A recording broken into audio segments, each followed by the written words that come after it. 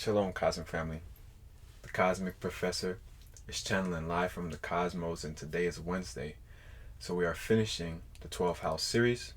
We are on the house of Pisces, which is the last zodiac in the 12 houses, right? Or the 12 zodiacs. And as I mentioned in my video yesterday for the energy update, I will be taking a pause after this because I really want to take the time to prioritize and see where I want to put my focus. Okay, because although all of my focuses right now, they connect with each other, from physical health to astrology to dream work, I do want to kind of listen to my intuition. Neptune's retrograde right now, so I kind of need to take a deep dive, right? So that's where I'm at right now, and I will grant that to myself while still continuing to post and still continuing to be present, right? But I just want to follow the wave right now. So I will be back. And I will again have something new integrated in a new way for you guys to enjoy. Okay, so maybe you guys can share some ideas with me, and I will look into them and see how I feel about them. And I definitely will be back with some more stuff. So yes, Pisces. Funny enough, we were just talking about Neptune yesterday, right? And talking about taking deep dives and things like that. And that's what Pisces is all about. So let's talk about it, right? Pisces is very interesting. I feel like it is probably the most ambiguous sign in the zodiac other than Scorpio. Okay? Now, Scorpio and Pisces has something in common. All water signs do. And there's three of them, right? But Scorpio rules the first death. Okay? It's metaphorical, though, kind of death. Pisces rules the last death. Okay? This is where we become integrated into our most subtle form. Like, we are the ether, we are the energy. Okay? Scorpio would be more so of like the physical action of death, because the story of Scorpio was more so of like Orion thought he was the best hunter or something of the sort, and I believe it was Gaia created a scorpion to kill Orion. So you can see there it's like the deep psyche of like our instincts and things of that sort. So it addresses more of our human nature, or yeah, I like that, more of our psychology. And Pisces is more of like the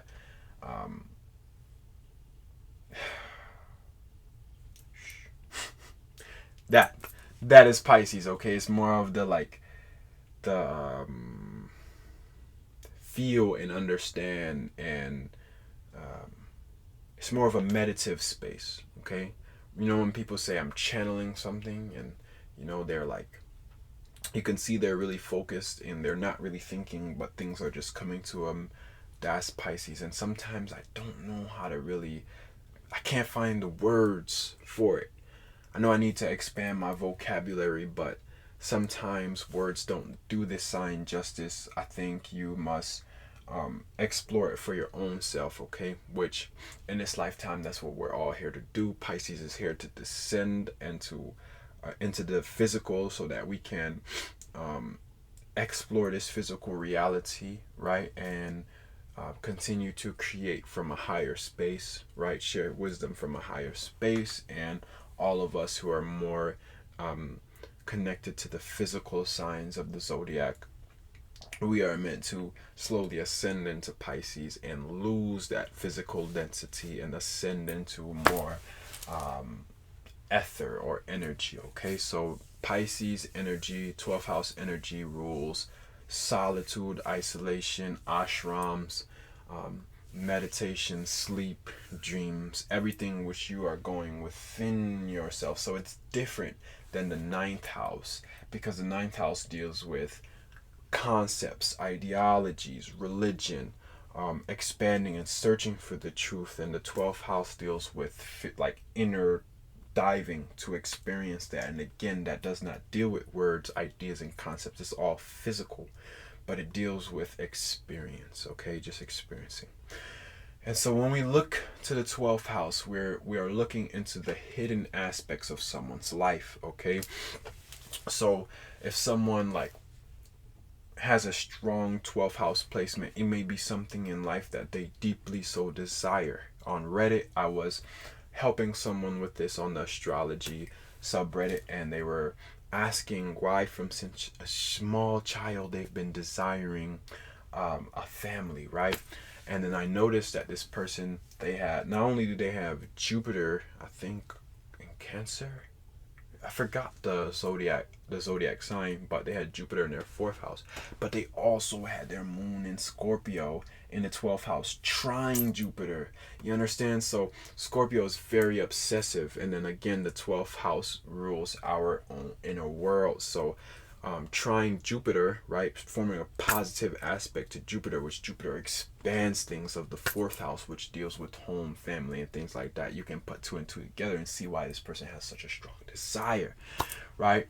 But now, the 12th house would more so be our desires that we don't really express, we just feel. Maybe they pop up in dreams, or we're always subtly drawn to it. You know, when a turtle or an animal is born and they just have these instincts of where to go, that's like 12th house energy. And it's ironic that it deals with endings, because it can also offer us insight into what will fulfill us in this lifetime, what soul mission we're here on. Like a lot of people with strong 12th house placements, I'm sure that you guys resonate with, depending on the aspects that is forming. I always say this, I just need to clarify.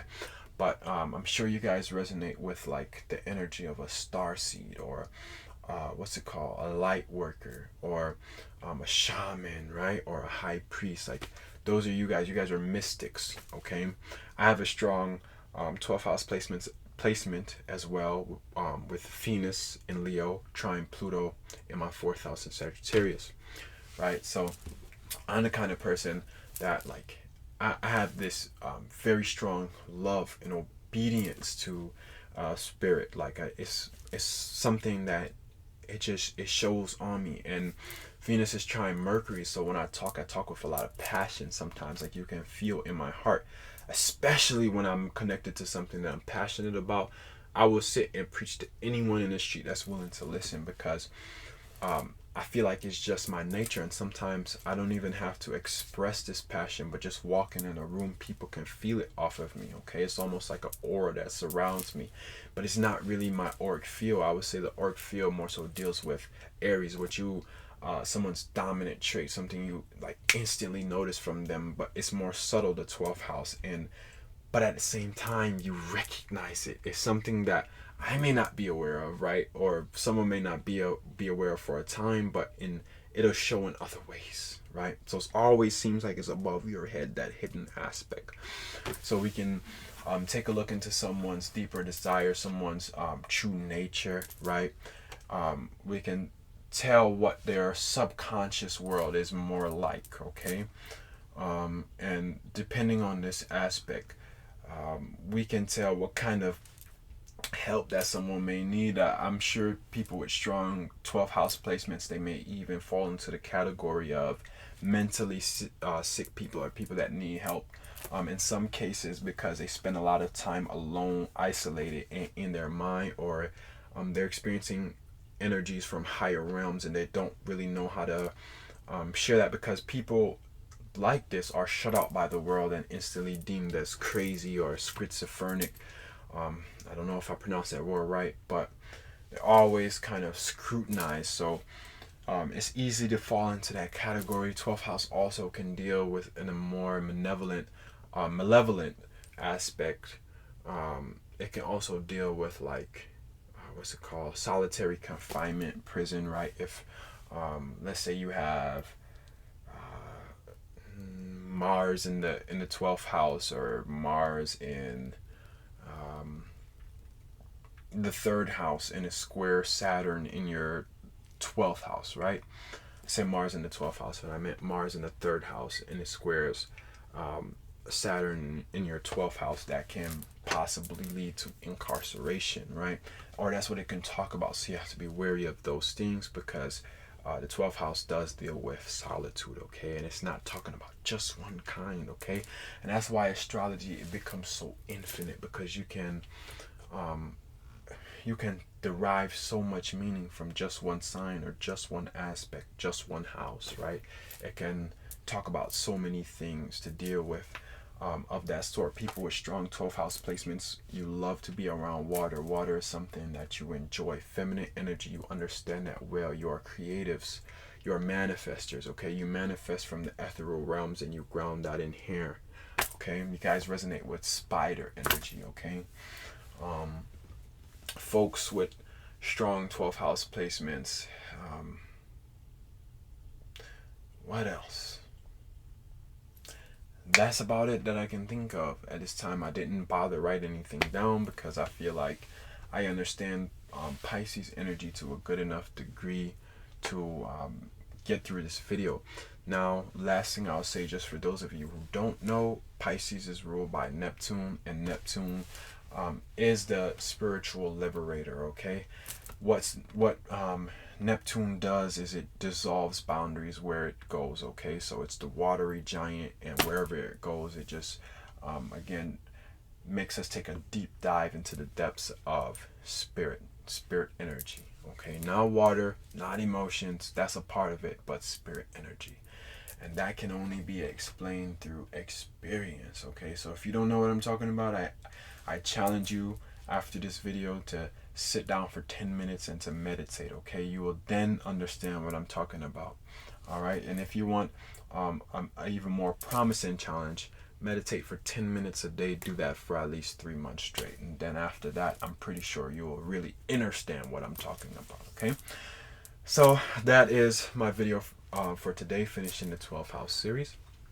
I will see you guys with more updates in the future. I don't know where I'll be taking this channel, but I'm sure, as creative as I am, I will be inspired to do something different.